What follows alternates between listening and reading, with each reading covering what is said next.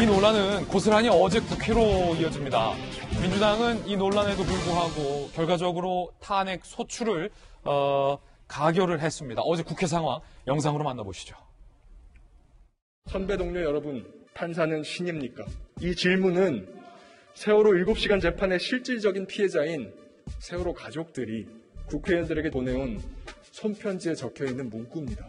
이제 그 잘못된 악순환을 끊어내야 합니다. 정당을 넘어서 압도적인 찬성으로 이 안건을 가결해 주실 것을 간곡히 호소드립니다.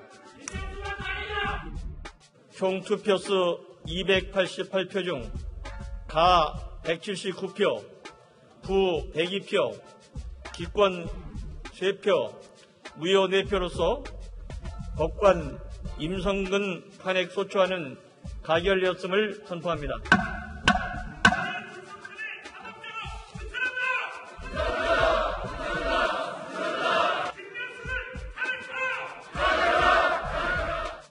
임성근 판사에 대한 탄핵 소추안 통과는 삼권 분립에 따라 입법부의 의무를 수행한 것입니다. 또한 오늘 임성근 판사의 변호인이 공개한 녹취록 역시 이번 사건의 본질을 가릴 수는 없습니다. 흥미롭군요. 오늘 상당수 많은 언론은 김명수 대법원장의 거짓말 논란과 관련해서 삼권 분립이 훼손했다라고 지적하고 있는데 판사 탄핵 소추를 통과시키면서 민주당은 삼권 분립을 했다라고 이야기를 한 부분이 상당히 흥미롭습니다. 야당에서는 민주당의 탄핵 소추에 대해서 강하게 비판했습니다. 억지로 꿰어 맞추다 보니 이렇게 지나가는 소도 인상을 찌푸리고 갈 수준의 소추안이 만들어진 것이라고 봅니다. 결국 법관에 대한 탄핵 소추가 아니라 지금 해야 할 일은 사법부 전체의 신뢰를 무너뜨린 김명수 대법원장이 사퇴하는 것입니다.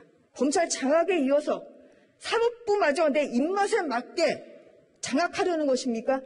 이것이 민주당이 말하는 사법개혁입니까? 김명수 대법원장의 거짓말 사태를 바라보는 여야의 시각이 좀 다릅니다. 야당은 이게 본질이다.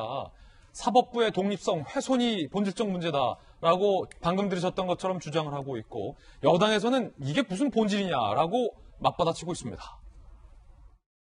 저는 오늘 이걸 보면서 정말 이 탄핵소추 잘했다.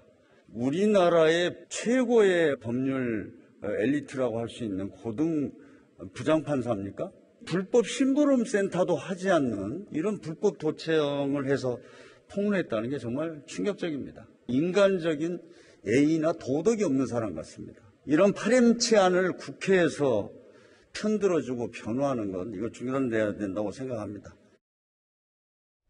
김영주 의원님, 여야의 시각이 판이한데요.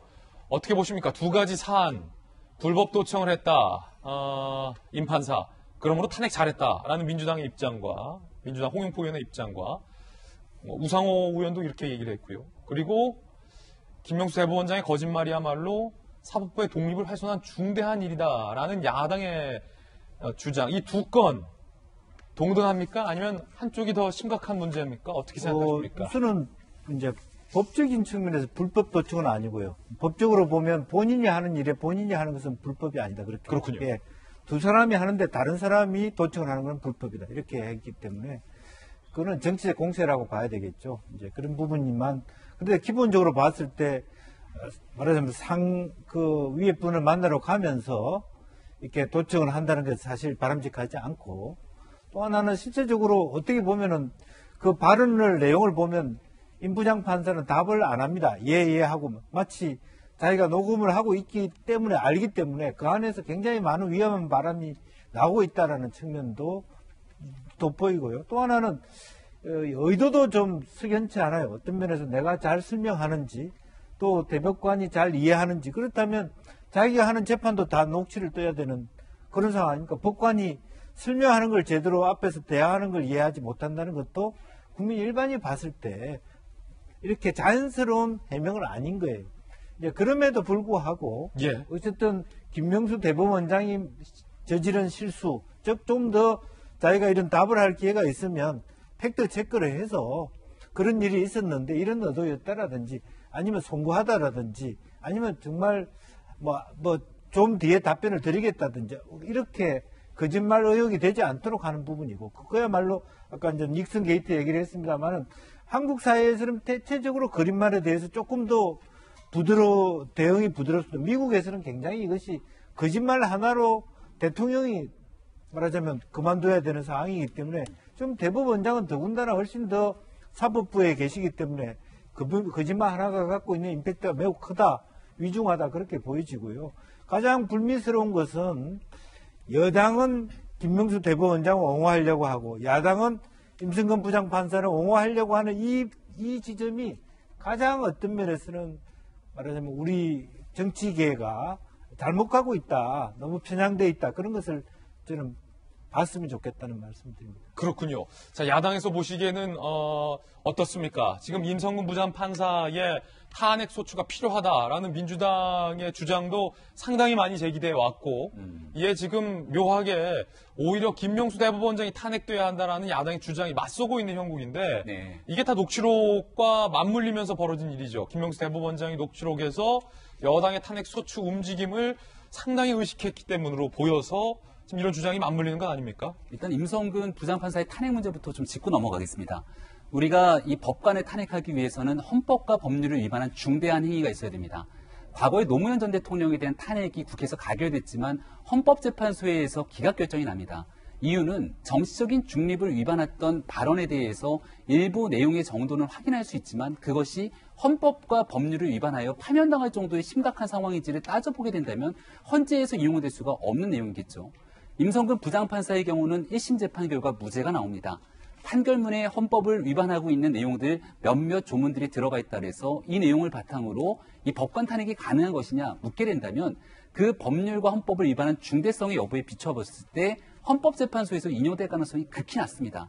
그리고 앞서도 설명했지만 2월 말까지 남겨져 있는 그의 임기를 고려해 보게 된다면 실질적으로 지금 헌재에 가갖고서는 이거 판단해서 할 수 있는 시간적 여유가 없습니다.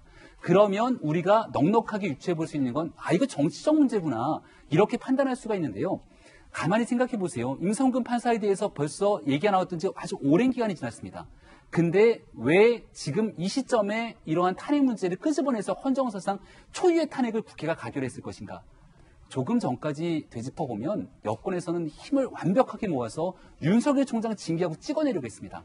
하지만 상황을 대반전시켰던 게 어떻게 됩니까? 결국 여기에 대한 행정 심판 속에서 재판부의 판단 결과 윤석열 총장이 돌아오게 되죠. 여권이 그토록 아니라고 주장했던 조국 전 장관의 부인 정경심 교수의 판결 어떻게 나왔습니까? 유죄 판결이 나옵니다. 범여권으로 불리는 최강욱 대표에 대한 판결에서도 유죄 판결이 나오겠죠.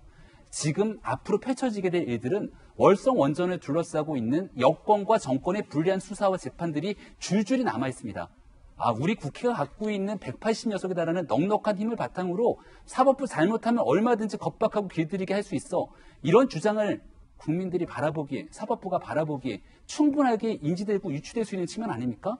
그리고 이러한 내용들을 바탕으로 김명수 대법원장의 녹취록에 따라서 법률이 아니라 여러 가지 상황들을 고려해야 된다는 얘기들까지 나왔기 때문에 이쯤 되면 국회가 정치권이 왜 대한민국의 삼권 분립을 훼손해 가면서까지 무리한 탄핵을 추진했는지가 알 수 있을 거라 생각하고요.